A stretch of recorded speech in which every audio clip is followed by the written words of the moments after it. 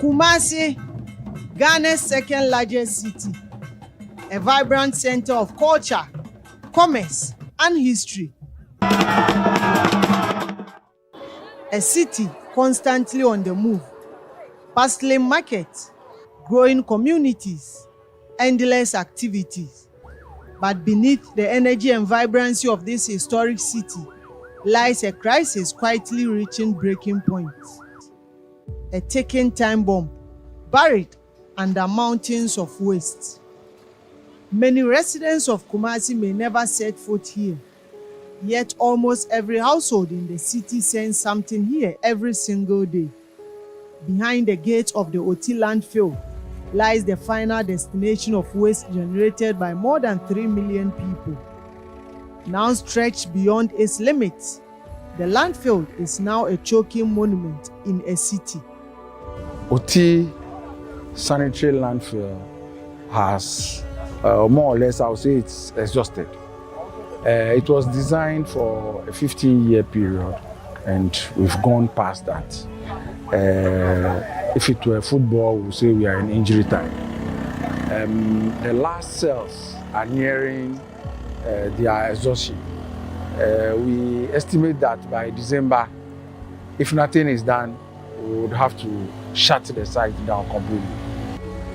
Mountains of waste continue to rise here daily as trucks, tricycles, and compactors arrive one after another, unloading refuse generated across Kumasi and nearby districts.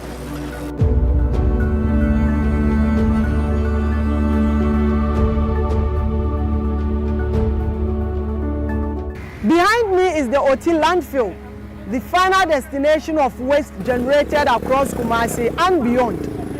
Every day, thousands of tons of refuse arrive here, but the site is now under severe pressure.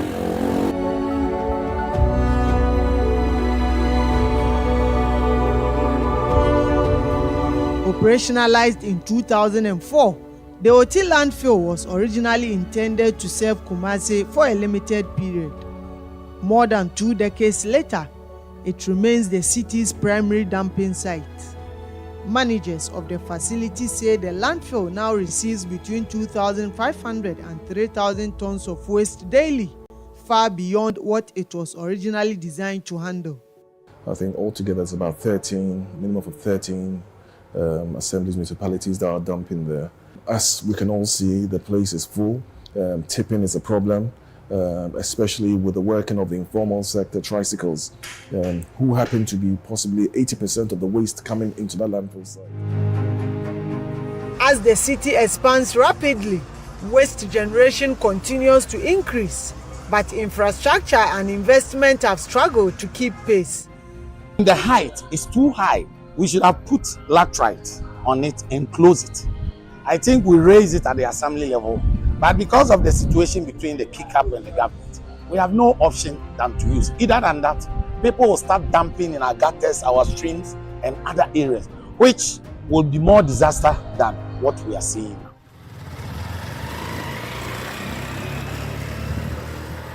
So just a few years ago, somewhere in 2020, this facility, the Kumasi Compost and Recycling Plant, was operationalized to transform waste management in Kumasi by converting tons of refuse into useful products.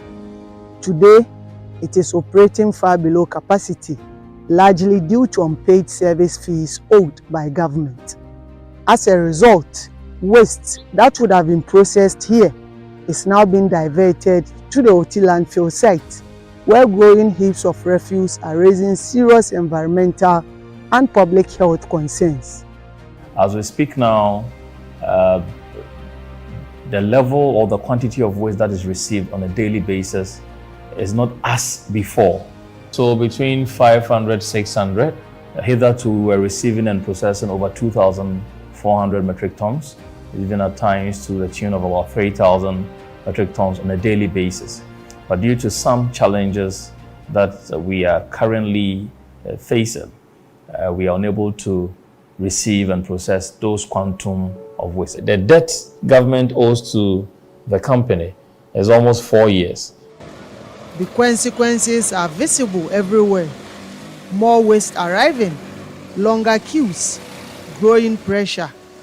And behind the numbers lies a deeply human story.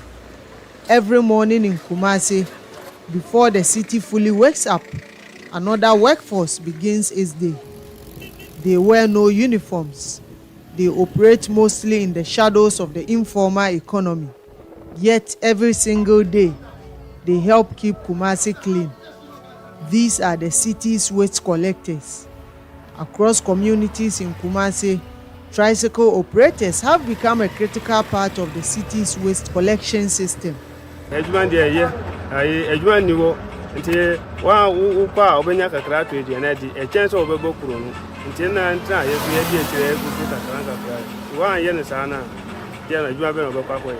Ball adwuma na ankasa de a creative jobs say dey ama you to pa especially me ankasa me tuwe no kura ni yame anim na me ni adwuma bi aye ye ni namu ni asomu say ni asowe mu na ama ye light by the end of the day na ye be hu say ball adwuma ni say na ye follow ni pa ba ko mienu miensa no ye hu say said ye hu di ma definitely ye be make bibi in life.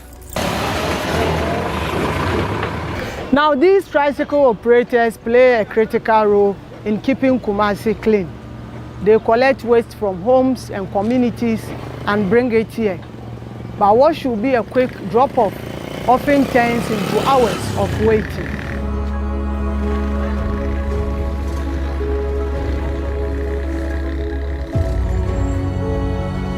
For collectors, time spent waiting means fewer trips, lower income, and mounting frustration. But sorry, I know for 4 Aquajuma.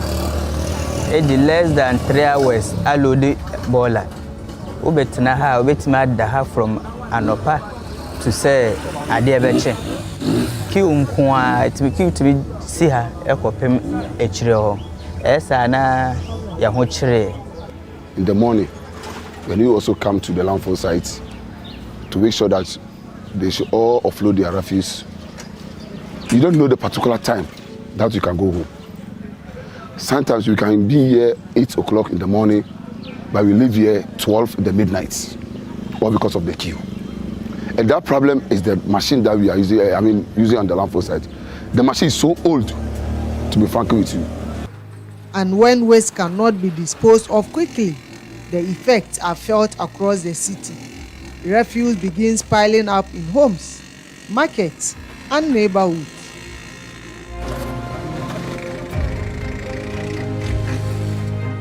I talked about the site having operational challenges, and that is why you find queues here. The issue is that there are 2 bulldozers operating here. The bulldozers have worked for years. They need to be replaced by now. The contractor operating the site, who owns this equipment, has not been paid for over 2 years. So you can't complain, ask him to replace the machines. But then if he is paid and the machines are replaced, we will not have such problems here.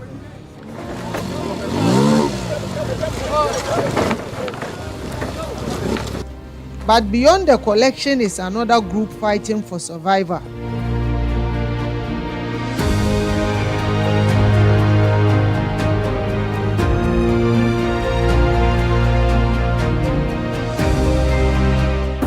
This landfill is more than just a dumping site.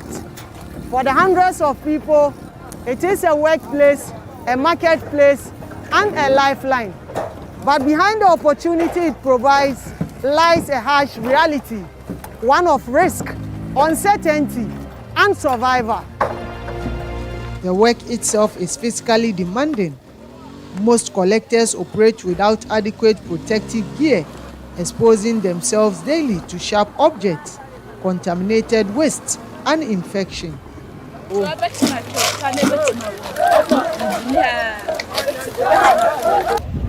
Across this landfill, scavengers search through waste every day, searching for recyclable materials they can sell.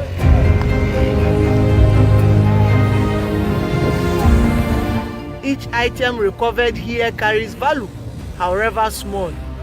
For many, this is their only source of income. Na mi botre, na mi wa circle kon. Na madam fu bi ka chem sa ha adwuma no, e trebo no kofi. Ana o de me ba na enko yi. De wo ma na minimo bi wo ha na me kan ma ha wo kire ne se na eto me circle ankola mi. O de me ba ha one day no obisa me se metimi ana m so. Se me ya menye ska ha me man ko ade metimi aye ntimi ba me fan se getting to 4 years. No ana ma metimi dia ha me ba ko next year obewi SS e eduma we ya raba na me peke raba na me peke ba ha no akra sa metimi e ban kwala no ndie no ana se jame jan kakra kare e bom kakra.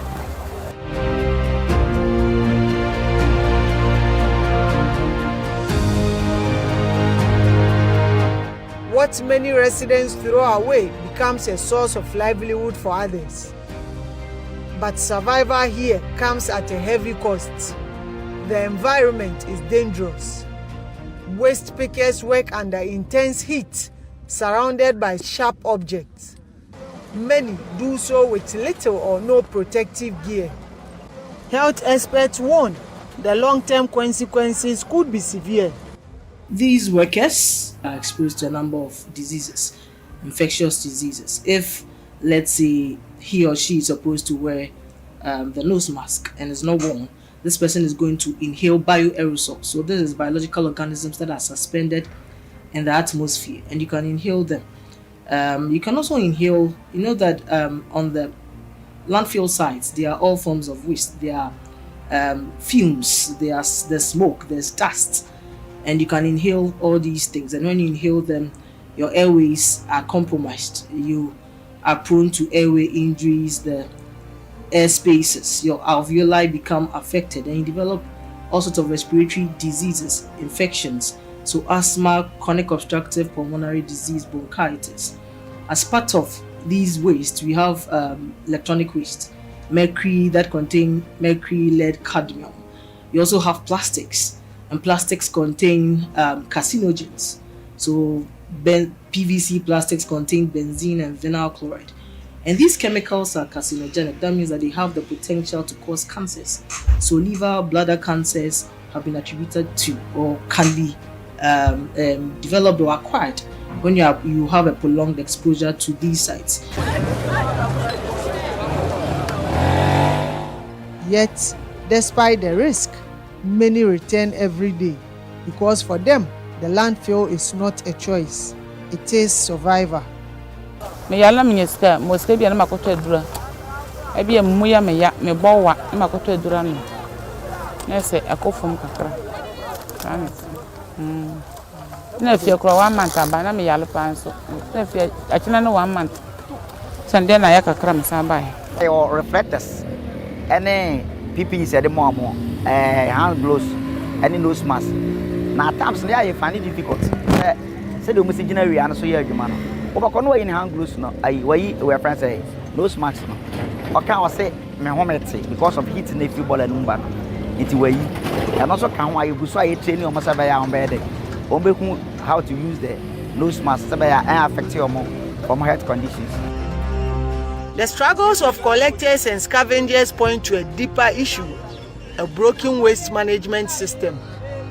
Most of these workers are informal workers. Can we look at formalizing the system so that they are either part of a waste management company so that these safety gears are provided? If their works go on and is optimized and it becomes efficient, the net gain to the landfill and the waste management fraternity in general is high. So it is very important. If we want to talk about sustaining the work of the informal sector, then we are also talking about sustaining waste management and then the landfill in Kumasi. So one of the ways that we are doing is to ensure that one, whatever they are doing, they are giving training, they are being inculcated in different levels of the management, they are provided with the requisite skills. When waste is not separated at the source, everything ends up here. Overloading the landfill is making recycling more difficult. We are trying as much as possible to do source separation. We tried it in the Central Business District and people did not accept it. They kept mixing the waste until we got fed up. We decided to withdraw and re-strategize. We started education. We started with some schools. We want to appeal to the general public to accept this. When we do source separation, the organics will not be contaminated, and when we produce the compost from the organics, it will not be contaminated, and then it will be accepted by the farmers. The waste that we see as waste would have reduced if we remove all the organics from it. We already know that 40 to 50% of our waste is organic. And so if we remove that, the other 60% will be the inorganics, where we will be removing the plastics, the bottles, the textile, and then we'll be moving forward. If this landfill shuts down, the entire waste chain collapses, from collectors to scavengers to households. The impact would be immediate and widespread.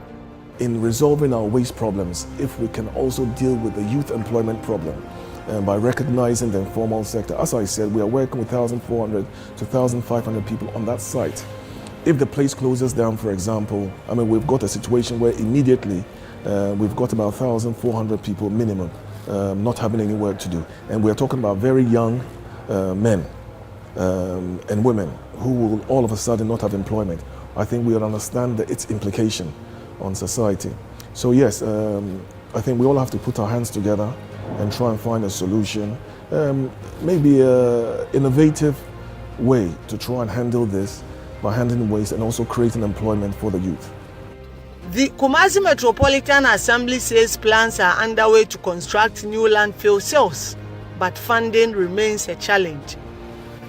We are supposed to construct an additional new cell, about 2 or 3. We need about 6 million euros to have it done. We are engaging with my sector ministry on how best to have some amount of money out of the 6 million. Just so even if we can do one cell in the medium term, it can take us to about 2-3 years for us to manage the waste. But experts say the long-term solution goes beyond creating new landfill space. They are thinking about creating cells. I'm thinking that it shouldn't be the priority. The priority should be that they are looking, nowadays everywhere we are looking at the circular economy. We're preaching zero waste. If we not get to the zero waste, then let the circular economy be our target. It is an act where we don't send the waste to the waste, but we try to make economic value out of it. So that should be our priority. We have set up compost facilities. We are setting up recycling facilities. We are thinking about recovering some energy from the waste. We are thinking of turning the waste into liquid fuel and other things which are being done elsewhere. So all these priorities, the money that we have, we should invest in all this. And investing in this also create job for our people. But though the cell is also important, because by all means you have some final materials or material that you will not be able to recycle, come what may. But it shouldn't be our priority. Hitherto, waste was being collected and disposed of. But as we speak now, the world over, we've evolved or moved from linear economy in terms of managing waste to a circular economy. So collection and disposal of waste is a thing of the past. When you collect waste, you would have to recycle it, you have to recover, reuse some of the useful materials in the waste composition before you even think of landfilling. So when you have waste generated, the last thing you think of is disposal or landfilling. You have to make sure the components of the waste, the fractions of the waste have been recovered in a manner and used in a manner that is not inimical to public health. I think that one of our challenges is the fact that our landfill sites have mixed waste, and I've mentioned the impact of plastics, metals, etc. We should have a system to segregate waste from our homes, and then also provide some form of incentive so that when people have segregated their waste and have sent it back to say the manufacturer. So if it's my water and they've sent it back to the company that produces, they would get something back. And by doing that, we are going to reduce the amount of waste, plastics, papers that we generate. We have teeming young men and women, able-bodied men and women, numbering close to 1,500. And they are playing very key role within the region that is going unnoticed. So we have to look at ways of inculcating their works. So first, we have programs ongoing, we have piloted, and it starts from household education and source separation to the collection with their trikes, to the landfills, and then recovery of recyclable materials from the waste that we put at the landfill. As the day ends at OT, the cycle continues. More trucks arrive, more waste is unloaded. Some is buried, some is recovered by waste pickers, and much of it remains. For collectors, it is a daily struggle to keep Kumasi clean. For waste pickers, it is a means of survival. But for Kumasi, it is a growing crisis that can no longer be ignored. So in Kumasi, waste is no longer just a sanitation issue. It has become deeply tied to livelihoods, survival, and public health. And as pressure continues to mount on the OT landfill, the city faces a difficult balancing act of protecting lives and livelihood while preventing a full-blown sanitation crisis. Ibrahim Abubakar, TV3, Kumasi.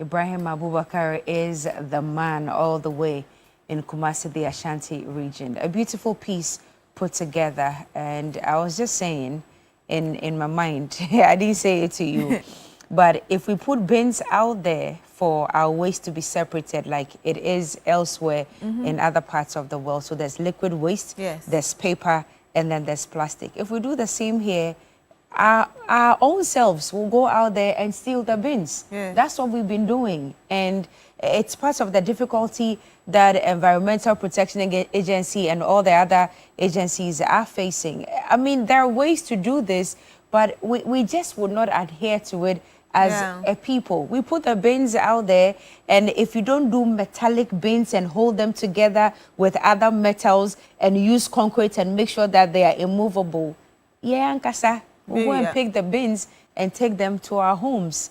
It's a cyclical issue, and it must be dealt with. We've said it this morning. It's all of us. It's all of us. And we must do better. Look at our brothers and sisters fighting over waste, fighting over bola just for survival. Anyway, let me stop talking this morning and move on to other things. Let's do birthdays. A very special one, 70th birthday, actually dedication going out to you, Reverend William Danso Asamoah of Suhum. Reverend William Danso Asamoah of Suhum, you are an incredible father, mentor, and a source of inspiration to all of the people you have affected. Prince, my very good friend from Landmark, sent in this one. And this is also special. Mrs. Gloria Pepra, you are loved plenty from your husband. Actually, a message came with it, and I want to read the message quickly. It says that happy birthday to my biggest blessing, my most amazing wife, Mrs. Gloria Pepra. You are loved plenty. It's from your husband, Honorable Kwame Pepra, great leader, and the entire family. Happy birthday to you, Gloria Pepra. Marigold, Diudone. Oh, Diudone.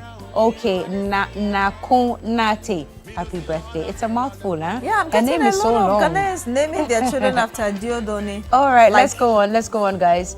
Kaspara, Charlie, these names this morning. Kaspara Yakubu. All right, cute one. Yakuba.